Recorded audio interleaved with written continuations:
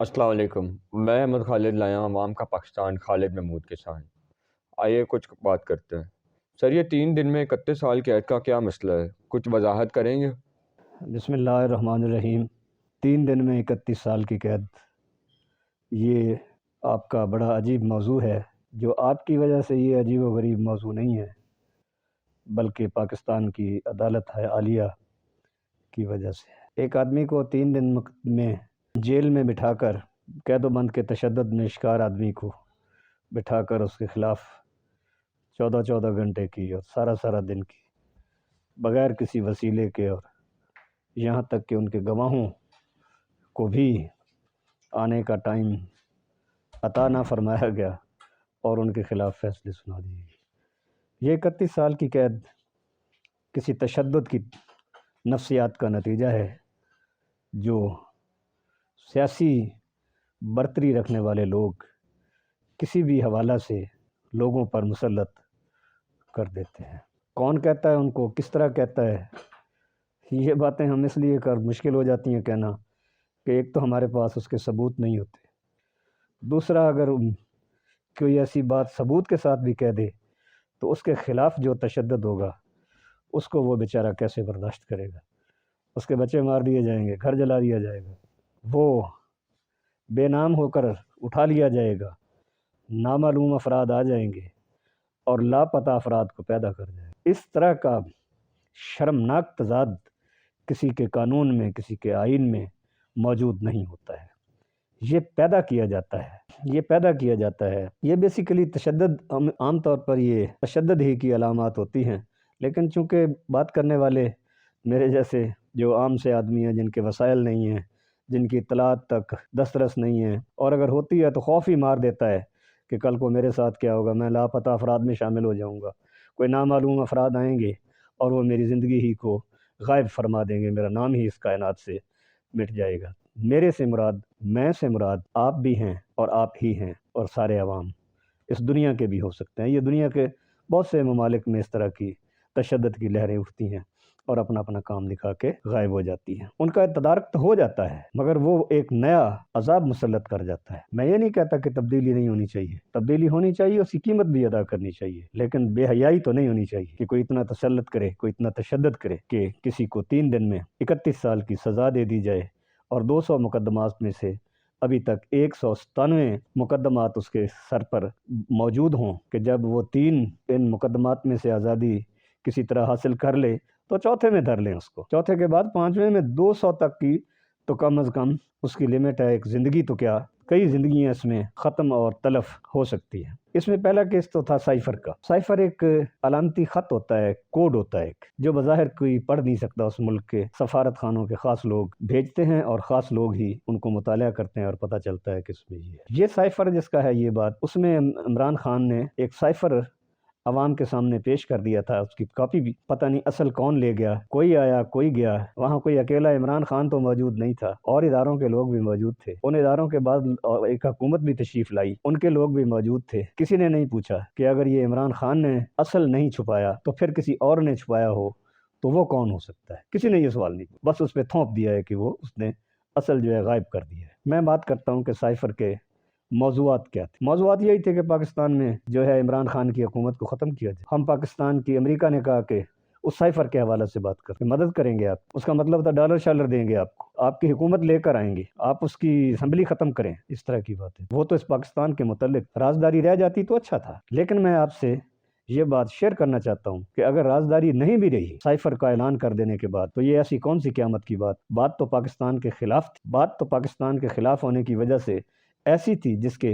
متعلق کوئی کارروائی کی جائے، جس کے متعلق کوئی رد عمل کیا جائے، جس کے متعلق عوام کو بتایا جائے کہ آپ کے متعلق ان لوگوں کا، سامراجی خداؤں کا رویہ کیا ہے۔ قانون تو کہتا ہوگا کہ شاید سائفر کو، بات کرنے والے کو جو ہے پھانسی لگا دی جائے، اس کو 10 سال قید دے دی جائے، اور دے دی گئی، اس عدالت نے یہ فیصلہ سنا دیا ہے۔ 31 سال کی بات احمد خالد نے کی ہے، اس میں 10 سال سائفر کے ہیں، اس کیس کے ہیں۔ بات یہ ہے کہ اس کے اعلان سے اس ملک کی سالمیت کو، اس ملک کی عزت کو، اس ملک کی آزادی کو، اس کی ساورنٹی کو کیا نقصان پہنچا ہے، امریکہ کو کیا نقصان پہنچا ہے، امریکہ نے آپ کے خلاف کیا اقدامات کر دیے ہیں کہ آپ کے نقصان ہوا ہے، جس کے نقصان کی तलाफी के लिए आपने इमरान खान को 10 साल की कैद सुना दी है। ये तो एक बहाना है तशद्दुद करने का, वो भी इंतखाबात से 5 या 6 दिन या 7 दिन या 8 दिन पहले ये हरकत कर दी और ये फैसला सुना दिया गया। दूसरा फैसला है वो तोशाखाना। ये भी बड़ी मज़ेदार एक कहानी है। जब किसी मुल्क के सरबराह किसी दूसरे मुल्क में जाते हैं तो वहाँ के सरबराहान रियासतों के उनको खुश मिजाजी के तौर पर तोहफे देते हैं। वो तोहफे पाकिस्तान में लोग ले आते हैं और आकर एक इदारा है तोशाखाना का, उसमें वो जमा करा देते हैं। उसके कवानीन इमरान खान ने तो नहीं बनाए थे, वो तो 2018 में आया है, जबकि आपका तोशाखाना तो 1947 से चल रहा है। अयूब खान का जिक्र नहीं आता तोशाखाना के हवाले से,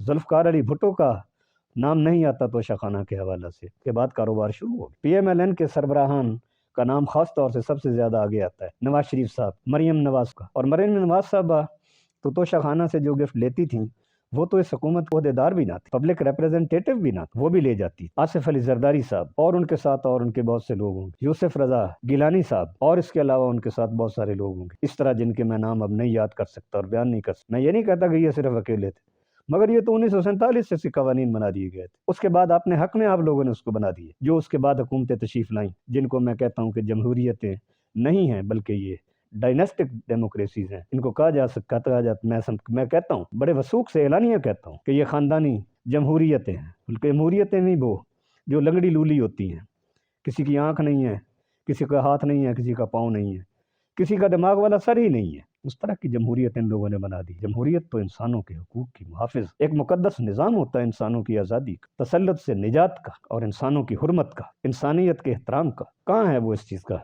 जिसके निज़ाम में उन्होंने अपने हक में कानून बना दिए तोशाखाना और उनसे उससे फ़ायदा उठाया। करोड़ों की चीज़ें लाखों में ले गए। ये आपके मीडिया हाउसेज़ पूरे पाकिस्तान के जो मीडिया हाउसेज़ हैं और बहुत सारे इंटरनेशनल मीडिया हाउसेज़ के पास बाकायदा डाटा मौजूद है कि किस हजूर ने क्या क्या इस्तिफ़ादा फरमाया, किस किस चीज़ का ले गए, कितने लाख में कितने करोड़ों की चीज़ ले गए।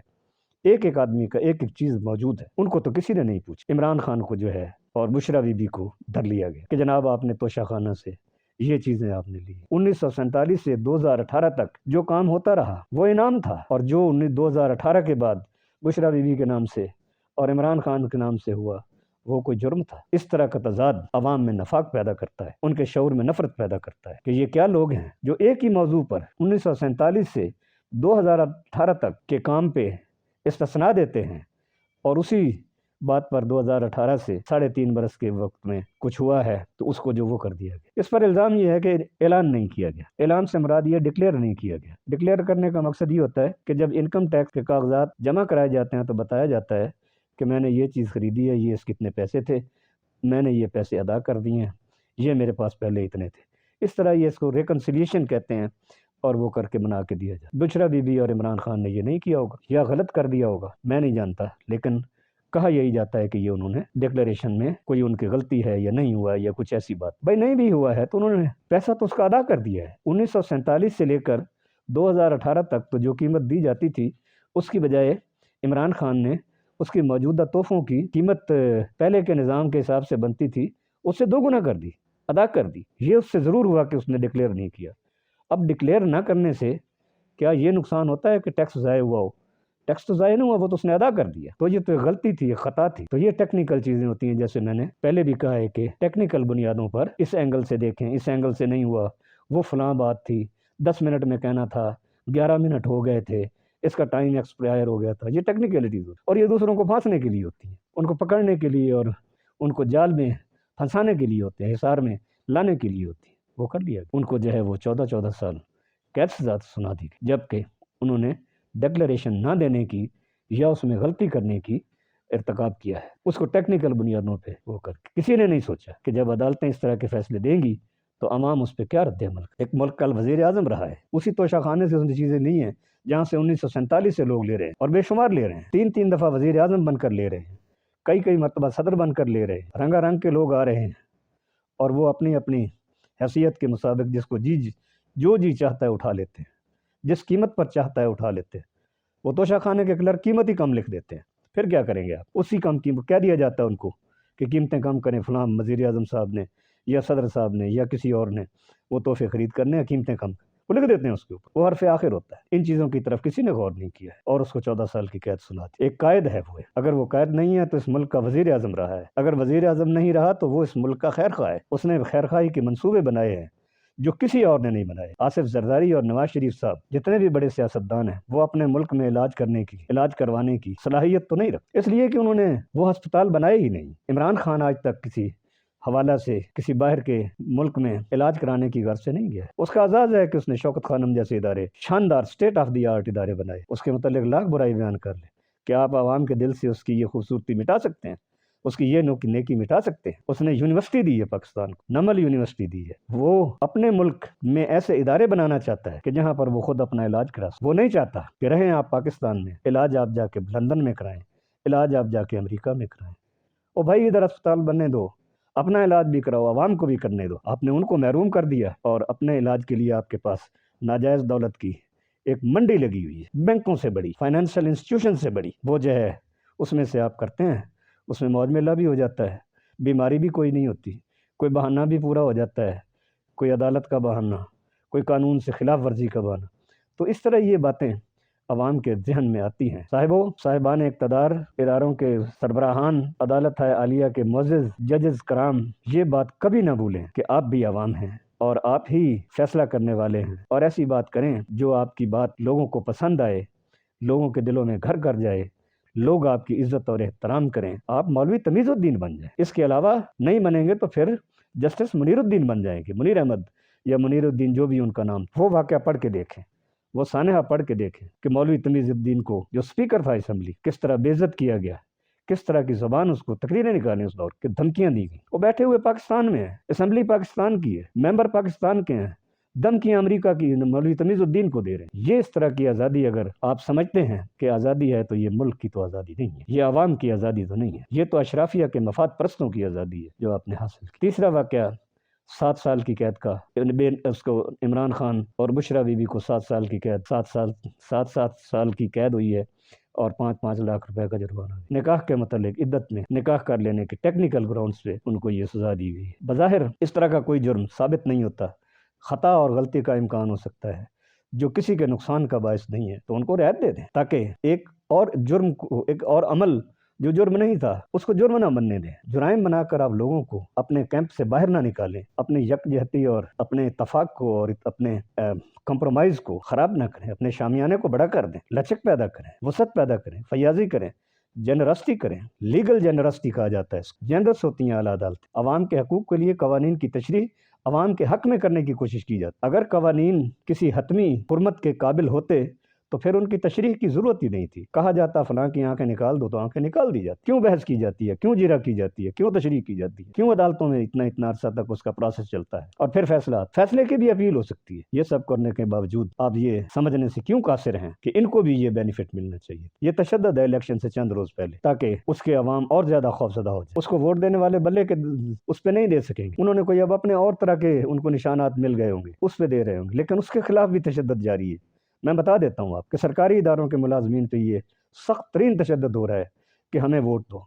जिसने उसको वोट दिए इमरान खान को, उस या शक भी पड़ जाए, उसकी नौकरी ख़राब कर दी जाती है, मुअत्तल कर दिया जाता है, कोई और नुकसान कर दिया जाता है, कोई लापता कर दिया जाता है, कोई नामालूम अफराद वहाँ पहुँच जाते हैं। इस तरह की कामना, इससे मुल्क की यकजहती के खिलाफ लोगों के जज्बात बढ़ते हैं जो कि नहीं बढ़ने चाहिए। मगर कैसे ना बढ़े, इंसाफ फराम करने से नहीं बढ़ती, मोहब्बत बढ़ती है वतन की। उसको मादर वतन कहा जाता है। मादर तो मादरियत का लफ्ज़, अपनी माँ का लफ्ज़, जिससे आप और मैं जन्म लेते हैं, जो हमें खलक करती है, जो अल्लाह के हुक्म के मुताबिक वही काम करती है जो अल्लाह खालिक कर रहा होता है, हमें तख्लीक करती है, हमें पालती है, जो उसका रब उसको पालता है, उस रब की इताअत में वो अपने बच्चों को पालती है। काम तो वही है। ऐसा जुल्म न करें कि रियासत भी माँ होती है, उस माँ के दामन पे इतने दाग न लगा दें कि बच्चे उसकी मादरियत से मुनहरिफ हो जाएं। इससे याद रखिएगा, मादरियत को तो कभी कोई नुकसान न पहुंचे। वो तो अलूही रिश्ता है, वो तो इलाही की कदर है, वो तो हतमी एक कदर है, एक वैल्यू है। आपको नुकसान इस तरह के इदारे से, मादरियत के इदारे पे